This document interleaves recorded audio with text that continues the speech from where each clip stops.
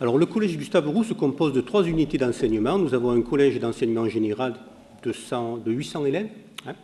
On a une section générale d'enseignement professionnel adapté, 110 élèves. Et puis, on a donc le collège des hôpitaux, une centaine d'élèves. Alors, nous avons des petits bouts de chou dans notre jardin d'enfants. C'est notre école maternelle. Nous avons une école primaire.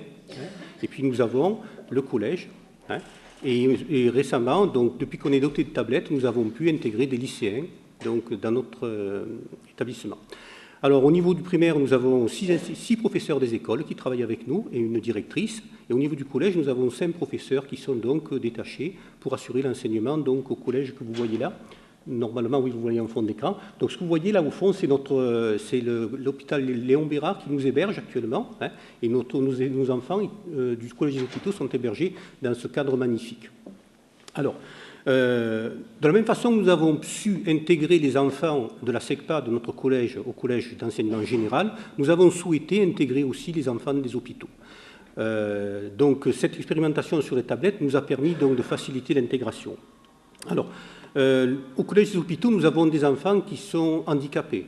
Certains sont des handicapés, donc infirmes moteurs cérébraux. Ils se déplacent sur des fauteuils. Certains viennent même assister au cours alité, avec des déambulateurs. Donc nous sommes bien, comme vous le disiez tout à l'heure dans l'introduction, dans des situations scolaires totalement atypiques. Et donc nous avons dû mettre en place des méthodes d'enseignement innovantes. Alors, notre mission, donc, assurer d'abord la scolarisation adaptée à chacun de ces enfants. Et l'expérimentation des tablettes numériques a ouvert pour nous de nouveaux horizons. Vous allez voir qu'avant, il y a eu un avant et un après tablette.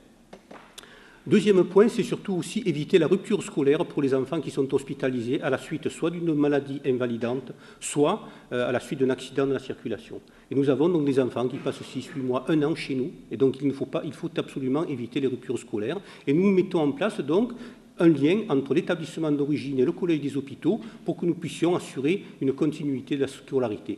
Et là, actuellement, nous préparons des enfants qui étaient en première littéraire au bac de français, une élève qui est en terminale littéraire à son baccalauréat. Donc, on veut éviter la rupture scolaire. Alors, le contexte. Donc, avant les tablettes numériques, nos élèves étaient comme tous les collégiens. Ils avaient un sac à dos qui était pendu derrière leur fauteuil, dans lequel on mettait les livres. Il y avait un classeur. Évidemment, on n'était pas très libre de ses actes.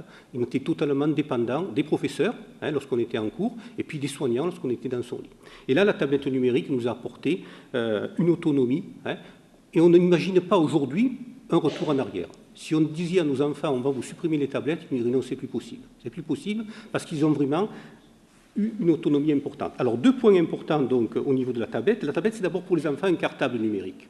Ce cartable numérique qui leur permet d'avoir dedans des livres de classe, bien sûr, un classeur numérique, parce qu'imaginez avant, la contrainte, le professeur donnait un document, il fallait le ranger dans le classeur, il fallait que le soignant le ressorte dans le lit. Maintenant, grâce à la tablette, il suffit qu'on vous donne la tablette et vous êtes autonome. Un CDI numérique. Alors, le CDI numérique, nous travaillons depuis peu avec nos collègues du CRDP pour mettre en place un CDI numérique parce que nous nous sommes rapprochés, bien entendu, du collège Gustave Roux pour que ces collégiens du collège des hôpitaux soient vraiment intégrés au collège Gustave Roux. Et ils viennent donc au CDI régulièrement, travailler avec la documentaliste, des camarades des classes de leur niveau. Les professeurs les accompagnent avec un bus spécial. Et donc, on est arrivé comme ça à tisser des liens. Ils participent aussi à des sorties. Vous verrez tout à l'heure que dans le cadre du parcours de découverte des métiers et des formations, les enfants du collège sont associés à ceux du collège des hôpitaux et donc sont pris en charge et on les intègre réellement.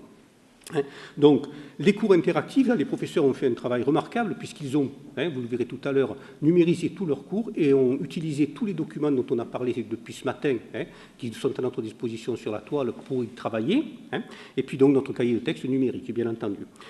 Alors, c'est aussi un formidable outil de communication et de socialisation. Parce que n'oublions pas que quand même ces gamins, avant qu'on ait les tablettes, leur seul moyen de communication avec l'extérieur, c'était leur téléphone portable dans les zones où ça passait. Alors qu'actuellement, on a fait installer le Wi-Fi, les enfants peuvent communiquer entre eux, communiquer avec leurs professeurs, échanger des documents, échanger des cours, renvoyer leurs devoirs, et puis échanger entre eux lorsqu'ils ne sont pas dans les mêmes chambres. Donc c'est un véritable outil de communication dont ils ne peuvent vraiment plus se passer. Et puis ça permet aussi de partager des séances de travail à distance, puisque, par exemple, dans le cadre des cours de français, les enfants étudient la même série que les collégiennes de Gustave Roux, et donc on peut échanger avec d'autres élèves sur un texte qui a été lu. Et donc, la tablette, c'est pour nous un outil maintenant incontournable, donc au niveau du cartable numérique, mais aussi au niveau de la socialisation et de la communication.